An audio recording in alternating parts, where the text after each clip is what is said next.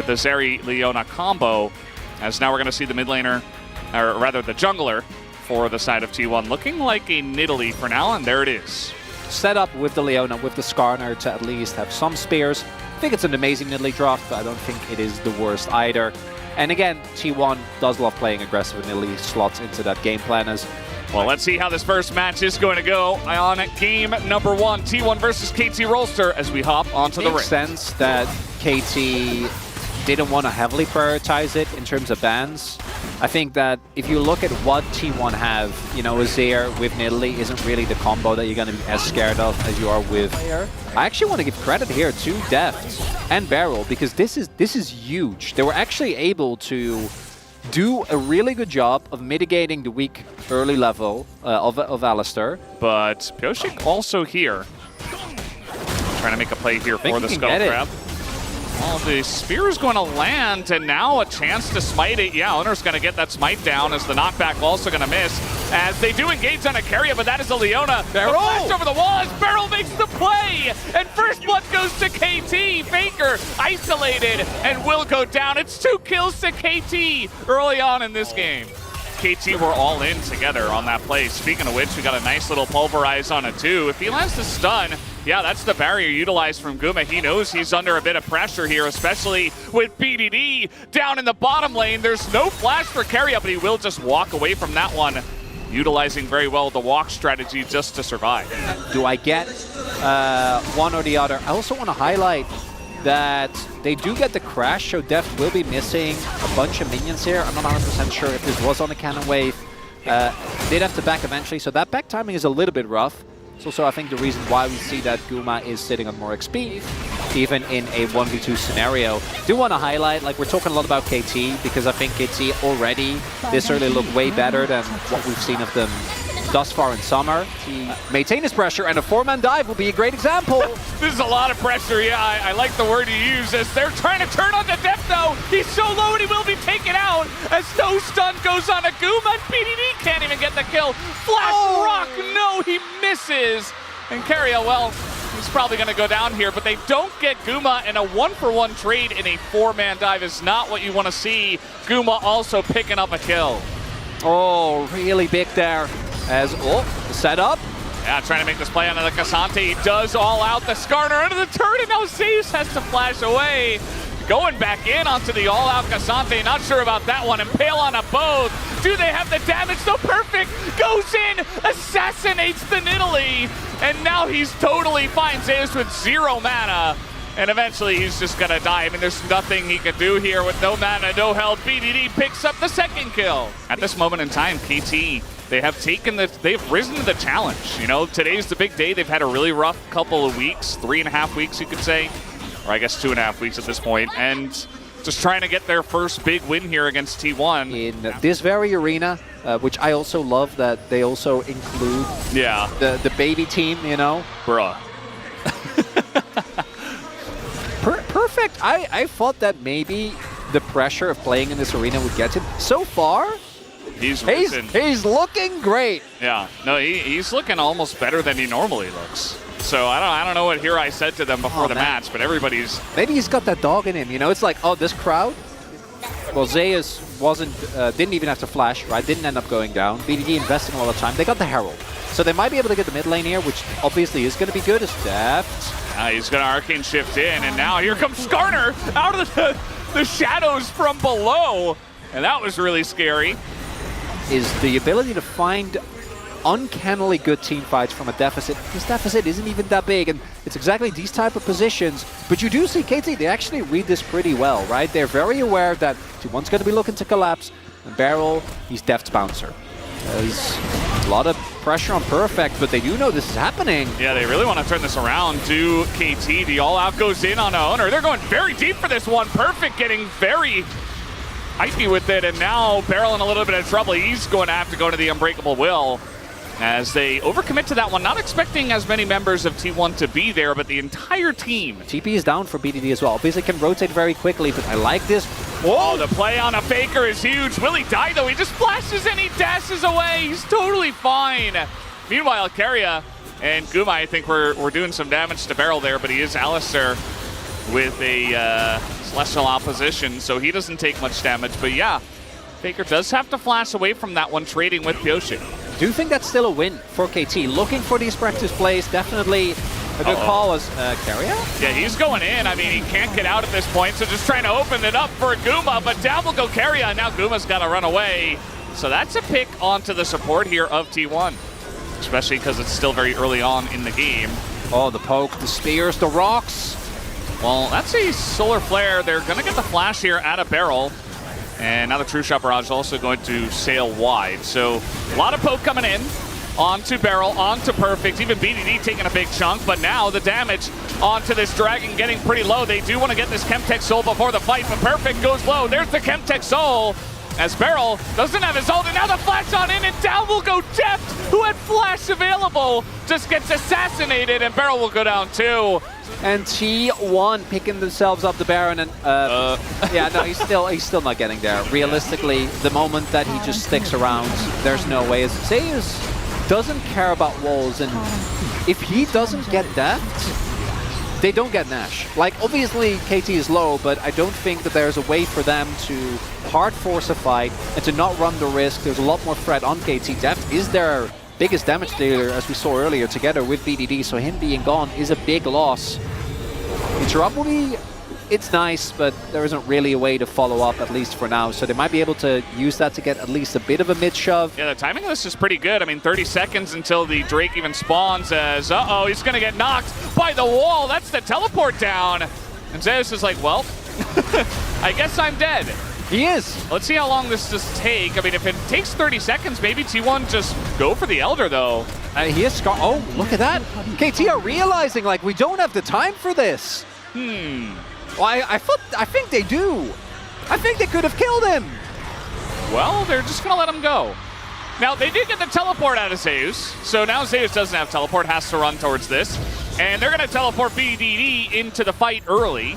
And that's a problem. That's the worst target out of everyone for them. Yeah, it's perfect for Owner to hit that onto him, as now it's just going to come down to a straight-up Elder Flip. Macro out the window. Keep him out. This is just what they're going for. Look at Perfect's health bar. They're just going to impale Deft in again as he doesn't use flash again. And Pyoshik is not going to be able to get it. This game is over. Everybody on the side of KT just going to be isolated and ripped apart as T1, they get the Elder, they get the fight. They will get game number 1. It is not Challengers, baby. It's just LCK. As KT, they get close, but that fight, basically everything went wrong. Deft eats a spear, gets impaled, Pyoshik doesn't get the flip, Perfect goes down before the fight has well and truly began. And it is going to be T1 going up for a much better showing, but game 1 still going as expected. As we look at the damage numbers here, I think T1, Carrier, probably the roughest individual game. Outside of that, I thought Zeus was, you know, going to just randomly die in the sideline, which he's been doing a fair amount of, but actually, I don't think Drake is good. Jinx? Okay.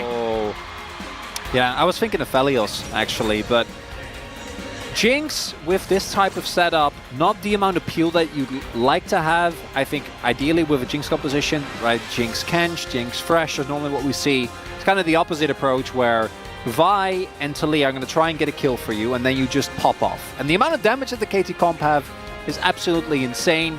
A lot of team fighting power there as well with the Leona and the Rumble. In terms of their damage capability in those team fights as the game comes along. But guys, we are ready. Let's hop into the Rift for game number 2. Really, I know those two are really easy to grow. Basil is basically a weed when it comes to trying to not have it completely overtake your garden. Yeah. So that's a bit It grows so well. It really does. I don't know if you could do cilantro. Because they come in like bite size, you know? You just kind of pick them up. You can just cut the thing. Yeah, but you don't have to cut if they're tater tots. Meanwhile, in the top lane, Perfect. Uh-oh, he's just going to burn down. That is first blood. Going over to Zeus in the Skarner versus Rumble matchup. Seen this before. Skarner can be deceptively strong if you let him. So the big thing here is Zeus plays really well around his level lead. So hits level 3 is going to be up a skill compared to Perfect, and then Perfect just KT pick up the first cut and should be able to just get all 3 grubs here with the protection given. It's a nice win for them. Yeah, feels very good. We've seen BDD trying to hit seismic shoves against Faker, and it's just not happening. I don't know. He's not able to hit it. Faker's dodging a lot of them. Yeah, it's a pretty balanced matchup. But at the end of all things, kind of funny we land on Azir versus Taliyah once again. Kind of makes sense for this matchup, Faker versus BDD. As Pojik is going to find an owner in the jungle. Don't know if he's going to commit to that. As the choppers come down, that's that combo you were talking about. Guma's level 6, though, and pops a Zeri ult. So that's going to be a 1 trade, actually, for the T1 bot lane, even though the engage came from KT's. Hide on push. Might have to, as they are coming in. Do they not see them? I mean, this is going to be really big. They get the kill on Aguma for sure. And they're going to hand it over to Deft as well. So the Jinx already starting off excellently here. Yeah, I like this read. Because they know Deft really wants the back, because I'm sure he's sitting on a ton of gold. Yeah. And then with the Faker TP, they're basically saying, we're going to trick the dragon now. Faker just going on in, wants to take a 1v1. He has Owner coming over as well. BDD in a bit of trouble, does flash, still dies. His Owner takes him down. And the 2v1 is set up there in mid. Nice little play from Faker to get them ahead, and that should be another dragon going to T1. Oh, wow. Double TPs. No TP, and Carry is just going to charm everybody up. The Zeri, nice angle, but they do just press the R button on him, and Guma just burning to a crisp as the Drake. We were right, it does go the way of T1, but a big fight potentially. Over to the side of KT as the Impale here. Seja's just trying to peel for the team. Carry decides, well, I'm dead too. He's going to go down. As Faker just kind of flash the wall, trying to survive here. T1 get the Drake, but it is a huge fight for KT. Kind of forced towards these dragons. And we'll see. KT, they're gonna continuously try and accelerate us. Oh my god! You think they care? You think they care about the Viego? No, it's just a dead Faker. And they use a lot to get him. But it's a kill, and it's tempo, and it's trying to really utilize every piece of their kit that they have in this composition. We gotta see what happens. Thus far, the 5v5 we had, that was amazing. They gotta keep that up. Oh, going for Deft here, and you know what? I mean, there's the Impale just barely out of range. They get a TP, though, and a flash, and a cleanse out of Deft. Create as much chaos as possible, and keep him in his corridor where the Equalizer can do a whole lot. So Barrel's going to go in. The TP immediately channeled here as a lot is used to try to get on top of Owner, but he just gets away with his ult, and now it's a 5v5 without Equalizer, without the Solar Flare, as now Faker's coming in. Carrier also going to proc that ultimate. Zeri over the wall here, but a lot of low health bars on the side of T1, and now getting into that backline is perfect, doing so much damage, and now Faker and Guma have no front line anymore, as everybody just died outside of those two. They have to back away, and KT get the Drake. We'll see if they're able to pull it off. There's no jungler, but there is a lot of damage, and oh, this is very early. It is very early, and Guma's going to try to poke them down. Carrier and Faker also coming over the TP as well. God. From Zeus, this is getting so spicy. Pojik, though, is able to get the objective. Should be at least 2 kills to the side of T1 as they take down both Pojik and Barrel. But Carrier looking for a bit more. BDD. It doesn't feel like T1 are getting any of the fights that they're looking for. And now we're getting to the point where before I'm like, if Deft dies, you know, I think KT might be in trouble. That's not the case. Like, BDD, Deft, and Perfect all are perfectly capable of just 1v9ing a team fight. Well, they're trying to go on Azir. They're trying to test my theory, and you know what? I think it's going to work, especially with the Taliyah wall. They can pick anyone on the side of T1. And Faker, you know, he's doing his thing over on the left side of the map here. He's trying to trade an inner turret, and he might just be able to. Only 14 seconds left on the Rebel Baron power play, but KT are going to utilize that last little smidgen of it, and they should be able to take this inhibitor. And look for more. Actually, they're going to force the TP out of Faker. Deft is excited. They will get it. But now at least Guma is down a flash. We'll see if that's enough. Didn't use the Equalizer, crucially. That's the cooldown we got to be looking out for. Is Perfect. Yeah, the wall is good. Zeus isolated once again. We're fighting over a singular Chemtech Drake as the Impale this time pretty good, but the follow-up is not there. Finally, Carrier gets in, but look at the damage already as Faker goes in. They take out the Jinx, but now the Rumble is just melting everyone. As he is full health, Guma desperate to try to do something, but it's not gonna matter. You talked about it, Chronic. There's so many threats on this KT roster. From this far ahead, they will absolutely destroy you, and that might just be the end of the game. And the telecom war delivers, Valdez, as we're about to go to a game number 3. KT got control in the early game in game 1 and then weren't able to close it out. And when Perfect died, I'm like, oh no. Yeah. That's not what you want to see, but he bounces back. Pioshik on the Vi has an incredible performance. BDD's walls were great. And we're going to game number 3. I'm glad that we have KT back at the LCK because we were missing them for a while. Perfect eats first blood, does double the damage of almost everybody on the side of T1 Gumayusi. The Nautilus is still up. Some expectation would be that it's probably going to be Ezreal Nautilus as it turns out, Owner going to be playing Zyra here, and it's Braum to finish off the draft. R5 Braum here for Beryl. And maybe use that as a way, and then they can't really engage as much because of the Braum. But it's pretty narrow. Maybe the level 1 invade to flip the game with that Braum. Could be an angle, Valdez. Let's see how it goes. Let's hop into the rift for game 3. And they did a great job. Faker is, well, he's found the enemy team. There's a Braum there. Beryl absolutely going to flash there. It's the level 1! Faker, and you know what? Over the wall, that's the stun. Faker's dead! It's the level 1! And it goes to depth as well! And Guma, can I get another? One auto. Yep, there's the stun. Gonna have to use his cleanse at least. Has to cleanse, and now he's going to be late to lane. Faker should know about the Braum level 1. And if you do get on top, Pioshik does have a lot of power. It says a lot about Zyra's clear that even with Pioshik getting a leash and Owner like being slowed down, he's still pretty, like, what, 10 seconds ahead on the clear. The main question is, can we get anything out of it, as Faker did just go in. Yeah, he's going in. I feel like he's almost trying to make up for what happened earlier, but that's going to put him behind even further as BDD picks up the kill. No flash for Faker, hops in, immediately punished. Right now, looking at the lane states, top doesn't matter. It's 2 tanks. They're trading grasp stacks. Their TPs are on the same timer. Mid, we do see Faker going in aggressively. BDD, if he had his ult, could have maybe done something there. Not going to be the case. And then Faker probably gone in. They were denied of any real entry into the river. As there is a Skarner here. Owner is in a lot of trouble. He gets knocked up against the wall. The Impale is going to miss. And so they'll just stop there. So kind of unfortunate for Perfect. The angle was a bit off. Keria is being bullied a little bit, but Owner over here with Faker. Yeah, at the very least should be able to get flash there. Owner did have flash, so shouldn't, as very close there for death. Negative engage, realistically. If you get somewhere first. Yeah, Pioshik getting on top of Owner. He's just gonna throw his whole kit on the ground, tries to flash over to Zeus, but now the Impale gonna catch him, and Owner goes down. A lot of damage being done by the All Out, but now BDD comes over. He wants more, he wants blood, he wants to take down Cassante, and that he will. Perfect picks up the kill. It's 2 more on the scoreboard to KT. Earlier on the play. It's Beryl who was early on the rotation, and you can see this alone is not enough, but this team has struggled so much. He'll be able to make it out still. 4 plates?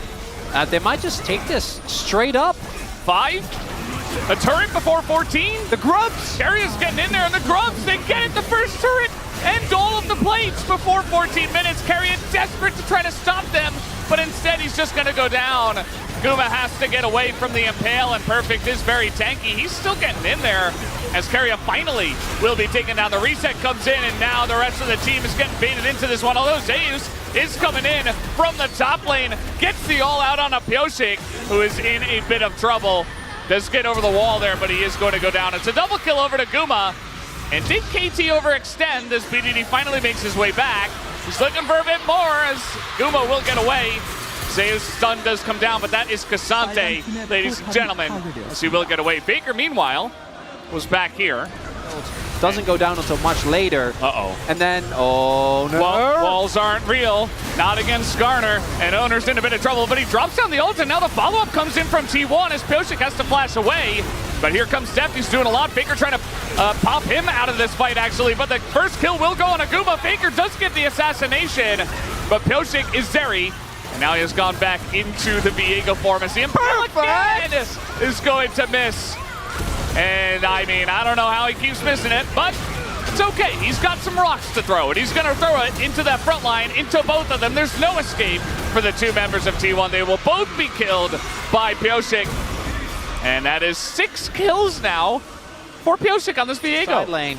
This would be big, but no. And this early on, I don't think the Zeri really has a realistic chance of stealing this. But this is the first relevant soul. And Ezreal and Azir with Hextech Soul. Who cares if you don't have, you know, Skarner. the best? Well, oh god. Actually, pretty quick. It is. looks like it's longer than it actually is. You can really get caught off guard by that. Actually, I remember when I was first playing against Shane Skarner. As Beryl, he's got a wall. It's not leveled up, but that's okay. The poke is coming in, and they're even going to get a flash out of Keria, who says, "Well, I don't want to blow my ult here, so I'll just." Oh, they know. Yeah, they have to flip it on this fight. It's all or nothing. I don't know if they can get to the pin in time. Owner can get there. No! No, they're just not going to get there on time. It's just a Hextech Soul, just like that, and they want to take the fight after Mateus. He goes in, and you know what? He's trying to get on top of a Sonya's BDD, who is going to live for now. He goes in, he gets the sweep onto 2. As he gets pretty low, they take him down, but Pyosik's still alive. No resets! But no resets, and Guma now is shelling them down. How did T1 win this fight? How is this happening? As Perfect now all alone, he's going to be taken down, and T1 should get the Baron. Oh, that is so much gold into the pockets of T1. For T1, Guma sitting at 3 items. His Ws are going to be doing a whole lot of damage. The good thing for KT is that they didn't lose too much of the base, right? They gave up an individual lowers. Here comes the combo. It's Beryl, and he's Braum, and he is very tanky, and he's actually going to get away. As now True-Shot Barrage going to do a bunch of damage to Zeus and Guma, but yeah, a decent amount used to try to get Beryl there, but at the end of the day, he survives. Ooh, right? No, I'm thinking of a different. Whoa! I'm thinking of another Did this happen Zyra twice? that I think. Zyra, I think it was Sponge who got. Maybe it was T1. I don't know. Faker's going to get poked out in a big way. There's the soul. Yeah, and you know they still got that. So we're essentially saying, okay, T1, they have come back in a huge way in this game, but KT are still in control. They still have Hextech Soul, and it's going to come down to positioning and the way this fight is going to break out. For KT, I think you want to play slow. Faker TPing to get pressure on the side wave. Join the rest of his team. Doesn't run the risk of getting caught. Hextech Soul already getting some nice value with those Mystic shots. And KT, you know, they've dragged this Drake over to their side, and they're just allowing T1 to try to tank it up. As Keria looking for an engage, but he's getting extremely low. Has to go into his ult. Now he has to engage, but it comes down to a flip, and it goes to Pyosik. As BDD goes in, immediately the Braum goes down. The supports are out, but the resets are coming in, and the Elder Drake is doing its job. Faker and Guma still alive, though, as now trying to go back in here is Zeus. Not sure about that, as Pyosik going to be able to take him down. The TP's coming in. KT, they get the Drake. Can they get the game? Is that going to be it?